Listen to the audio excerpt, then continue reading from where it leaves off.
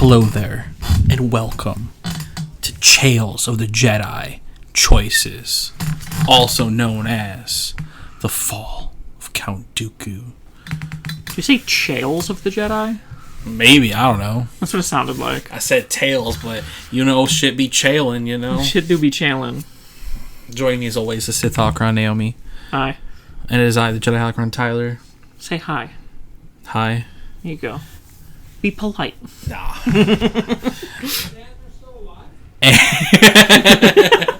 And the beginning Of the end. For Count Dooku, when he realizes, shit, these senators just suck. They really do. Yeah. Especially when it's a Jedi died because of it, you know? Yeah. I'm still not completely... Like, I don't get why they killed the Jedi. Yeah. I still don't really get that. That's like my one complaint. Yeah, that's still probably one thing. I still don't fully understand why they killed the Jedi either. Like, I think maybe it was that... Maybe they wanted to show power over the senator. I think it was probably that, and then also, like, they weren't planning on her being there. Yeah, so it was just like a spur-of-the-moment thing. Yeah, something they had to deal with. Yeah. Well, shocking senators treating their planets like shit again. Yeah. And Dooku's just sitting there like, hey, there's something going on. Do you know what this episode made me realize? That Dooku's a G? Dooku is like the one good cop. Yeah. Like, and like is presented with like two choices of either becoming like based as hell or becoming evil. And unfortunately he chooses the latter. Yeah. But he, at this point in time, he's like the one good cop. Yeah, trying to do things the right way or try to like hold people accountable. Like, yeah, he got the senator killed, but he didn't kill the senator. Like, yeah, he didn't kill the senator. Yeah, it's not like you can't blame him for the fucking people for if him finding out the truth killed the senator. That's the people that killed him's fault, you know? Yeah. I mean, yeah. It like, it is just funny how the senator or how the guard guy like was like, the Jedi are just lapdogs. They'll follow any order the Senate gives them. They only protect the rich and powerful. I like how when that line came up, we just looked at each other and pogged. Yeah, but it was like we talked about this a lot in the last episode review. Yeah, of how this is like when Dooku, two big moments of Dooku realizing, wait, the Jedi are all that great. Yeah. Which is very true, and no one embodies it more than Windu. Yeah. Yeah, and that's why it's a perfect person to have with him, especially with the fact that, like, he gets promoted to the Jedi Council to take... What was his name? Chandri? Or Cantry? Catry. See? Which who looked really cool. I wish we could have seen her. She has a cool design. I bet she was a better member of the council than Windu was. Yeah. Which is interesting that, like, Dooku would never make the council, but that might be part of like the resentment of why he also turns. I mean, it's the same way with Qui-Gon, right? Where they're too much of a rule breaker. Yeah, like Obi-Wan was like, Qui-Gon, you're good enough to be on the council if you just followed orders, and Qui-Gon was like, meh, no, I'm good. I don't want to. That's not Pog. So we see where Qui-Gon got that rebellious streak from. Yeah. Which is interesting then, because Dooku's like rebellious streak made Qui-Gon rebellious, which didn't make Obi-Wan rebellious, but made Anakin rebellious. Yeah. Because Anakin, I feel like, always looked up to Qui-Gon. Yeah, for sure. Especially because he met him at like just that right age, too. Yeah, he had just such like an intense admiration in seeing Qui-Gon bend all the rules. So in a way, Dooku is responsible for like 4 generations of Jedi being kind of based. Yeah. Fucking wild. Obi-Wan being the only one to do it perfectly, but... Yeah. Being perfectly based. Obi-Wan being the one to break the rules the exact perfect amount. Yeah. Like, perfect man. But yeah, it's interesting. I do like how these episodes are really, like, making it seem like, no, Dooku was kind of right. Yeah, which I like, because we don't, like I said, Dooku, I think Dooku was done dirty. I don't think he's been done dirty, but I don't think he's been done to his potential at all in this Star Wars. I don't think he was done great in this Clone Wars movies or the series.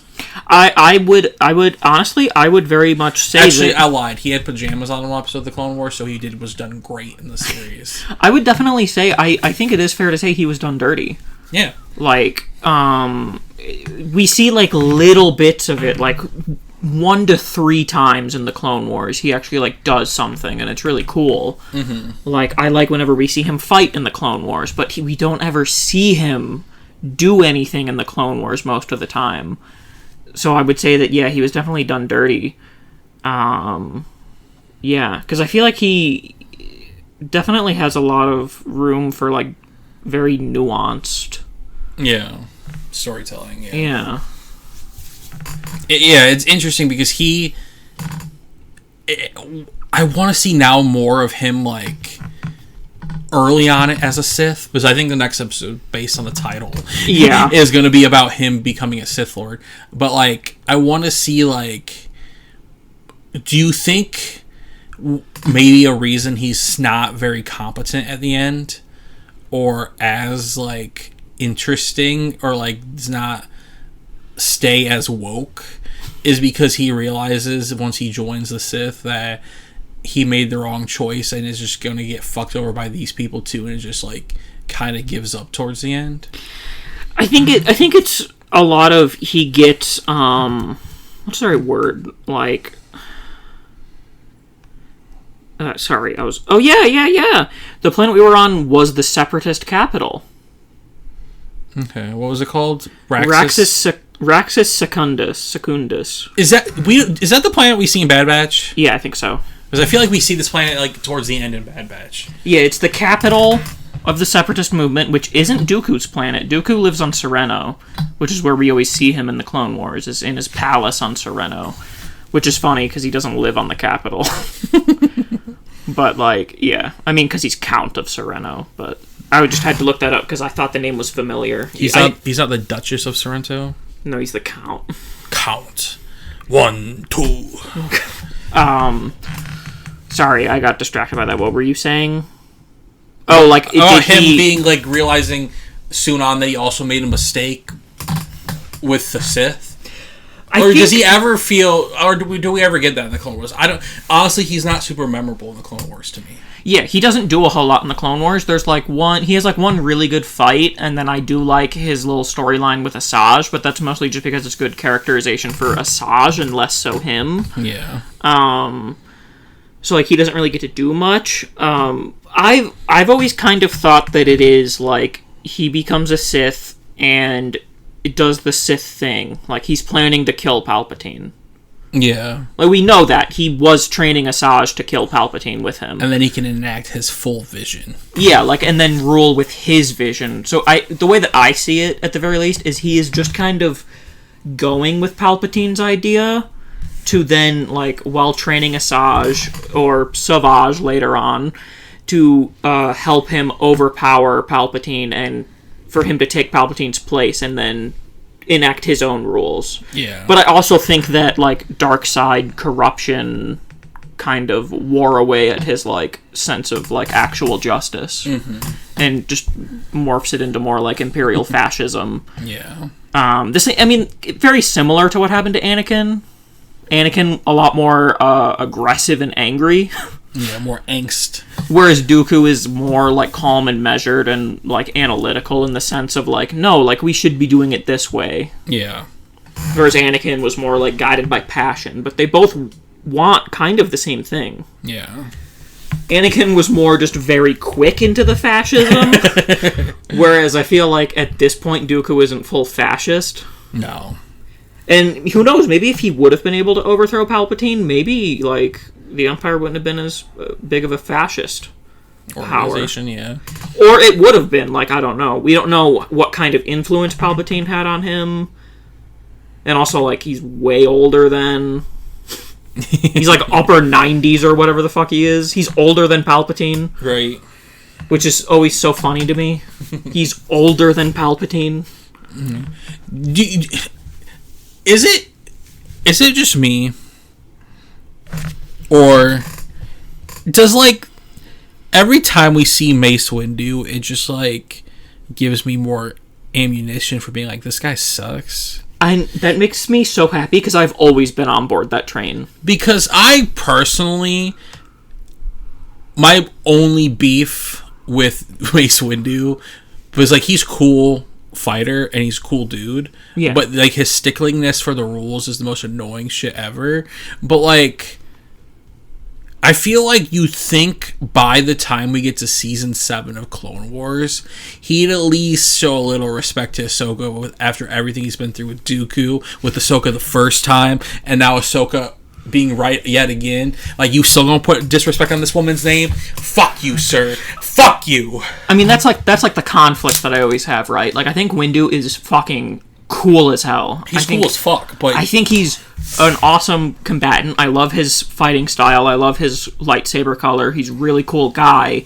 Yeah. And I do have like a little bit of respect for like just having his morals and sticking to it. Yeah. But the rigidity is just the dogmatic, like just zero nuance opinion just absolutely destroys me. Yeah, he's like the poster boy for Jedi, like dogmatic Jedi. He's like he is the most strict Jedi, because even Yoda occasionally would bend the rules a little bit. Mm-hmm. Whereas whereas Windu was the like, no, this is the rule and we have to follow it no matter what, even if it screws us over. Yeah. Just no change, nothing. And that makes me dislike Windu's opinions. Yeah. Even though I think he's fucking awesome. Yeah. Which sucks. Which actually makes him compelling. No, yeah, it does make him compelling. I just like, he's cool. I wanna like him. Yeah, well, why couldn't you just be cool like Qui-Gon and Dooku, you know? Yeah, like be a little laid back, let your hair loose if you had hair, you know? Like, Qui-Gon is like around like the perfect area to be. Yeah. Qui-Gon was very much like very close to like just a gray Jedi. Yeah. Like, he was okay doing not the most morally light side things, but for the right reasons, but he wasn't like fully, you know, he wasn't like turning into a Sith. Mm-hmm. So like, if he was more similar, not like quite the Qui-Gon level, but if he had like a little bit of leeway in him, come on! I love the line that Dooku said, where he was like, your devotion to our rules is both inspiring and maddening. Yeah, that's a great line. Very true. That's exactly how I feel about Mace, honestly. Yeah. Inspiring, but maddening. He summed it up so well. Yeah. And we see the whole politics, like Windu getting promoted. Yeah. He's like, I'll put in a good word for you, like, even though Dooku just, it's like, I stand by what I did. You don't need to do it. Like, he's like, yeah. He doesn't, like... Because it is very much immediately, like, you can see from Dooku's point of view, it's like, well, what the fuck? We wouldn't have discovered this if I didn't do anything. Yeah. This would have just kept happening. Right? But I'm being punished for it. Mm-hmm. I like it. We're going to end the review here and just watch the next episode because I want to watch it. But I just got to say, Dave Filoni continues to make characters who weren't done justice in where they're from and just make them way more compelling and way more fleshed out. He has a very good batting average with that. Like, the only one that they flubbed is Grievous. Right? Like, I've always been like, Dooku's fine, and he's just kind of been there, but I've always been fascinated by him as a Jedi. Because, like, that's fascinating, like, the fall. Like, that's always interesting storyline. And Dave Filoni's just killing it. Yeah. Out there straight bussing. I already want way more seasons of Tales of the Jedi. Yeah. I just want more Dooku as a Jedi, even though I don't feel like we're going to get much after this. But no. I feel like this is the... Oh, we're definitely going to get more Tales of the Jedi, though. Yeah, and that makes me excited. They need to do a Rey one. Like, I want to, obviously, keep doing the big characters, and then I want just, random one-offs of, unimportant Jedi. Right, just, ones we've seen, but have never got the... Honestly, give me one of the lady who died. Yeah, give me one of Plo Koon. No, that's too far. What do you mean? I'm just kidding. I like Plo Koon. Give me one of, just give me... Plo Koon had a great relationship with Ahsoka. Do you know who I want? And also, I think Dave Filoni really likes Plo Koon. Well, yeah. Why else would he make him? Why else would he choose him for Ahsoka's finder? True. No, but ready? Jaro Tapal. Yes. Yes. Give me Jaro Tapal. That's big want. Season 2, Tales of the Jedi, give us Jaro Tapal, Plo Koon, and what's her name? Rey. Rati? Rey? No, what's the Rey lady? Skywalker. What's the lady? You don't like calling her Rey Skywalker. Rey nobody and Palpatine Skywalker. Rati? Carti? I don't remember. Whatever her name is, give us an episode of her too. Yeah. And do us and Ayla. Yeah. Not just to see her titties, but just to flesh her out more. Give her a character behind the titties. Behind the bad accent and the titties, you know? I forgot you had an accent. Yeah. Yeah. But I'm ready to go and watch the next episode. So. Like, subscribe, comment, share. The next time, Dooku.